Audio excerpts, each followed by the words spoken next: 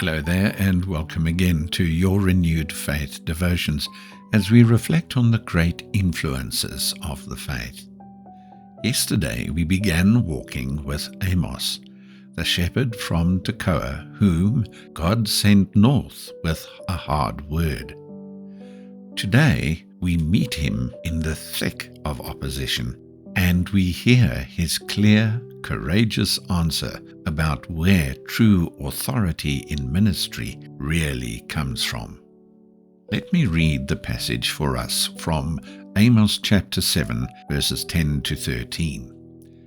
Then Amaziah, the priest of Bethel, sent to Jeroboam, king of Israel, saying, Amos has conspired against you in the midst of the house of Israel. The land is not able to bear all his words.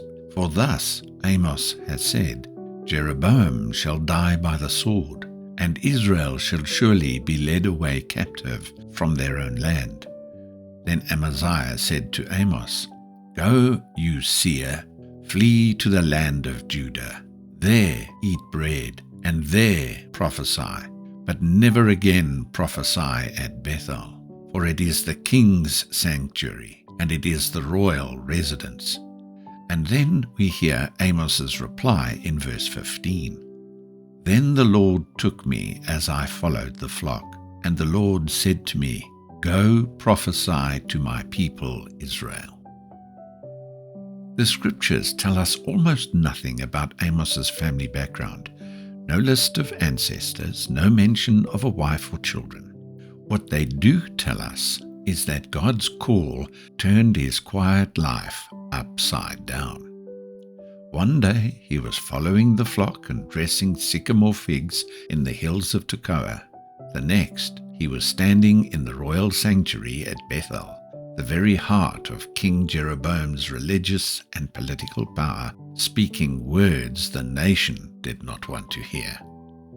Amaziah, the priest in charge of that sanctuary, heard those words and moved quickly. He reported Amos to the king as a dangerous conspirator and then turned on the prophet himself. Go home to Judah, earn your bread there, prophesy there if you must, but never again open your mouth at Bethel. This is the king's sanctuary. This is the royal residence. That's my paraphrase. In other words, you have no standing here. You are not one of us. You are an outsider with no credentials. That reminds me of the sermon on Sunday. Amos's answer is simple and unflinching. He doesn't claim prophetic pedigree or formal training. He doesn't argue about his rights or status. He simply points to the only credential that matters. The Lord took me as I followed the flock, and the Lord said to me, Go prophesy to my people Israel. Now let's think about this a little further. There are some folk who overvalue training in Christian things. We treat degrees, courses, and formal preparation as if they themselves confer the calling on someone. And then there are other folks who undervalue training and treat any serious study or growth as unnecessary or even suspicious.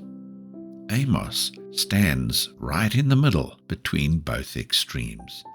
He had none of the recognized credentials of the prophetic guides of his day, and yet he was unmistakably called. And because he was called, he spoke with courage that no official position could manufacture. The important thing, then, is first to be sure of God's call to the particular ministry that he has for you. Not a vague sense of usefulness, but a settled conviction that the Lord himself has taken you from whatever flock you are following and said, Go. Once that call is clear, we remain open to every means that can make our personal ministry more effective for him. Whether that is deeper study of Scripture, the counsel of mature believers, practical skills, or quiet seasons of learning. Training is a servant of the call, never its master. I think of how often the Lord has done this through Scripture. He took David from the sheepfolds. He took the fishermen from their nets. He took a fig dresser and a sheep breeder from Tekoa and sent him into the royal court of Israel. God doesn't always call those who are equipped. He equips those He calls. The decisive question is not, have I been through the right school? But, has the Lord taken me, and have I answered? And so, my friends, if you're thinking about a call in ministry, examine your heart. Where has the Lord taken you from something ordinary and said go? Are you standing firm in that call, even when the Amaziahs of our day question your right to speak? And if the call is clear, are you willing to open yourself to every way the Lord may sharpen and strengthen the ministry He has given you? May we all be people who, like Amos, know the difference between human credentials and divine commission. God bless you.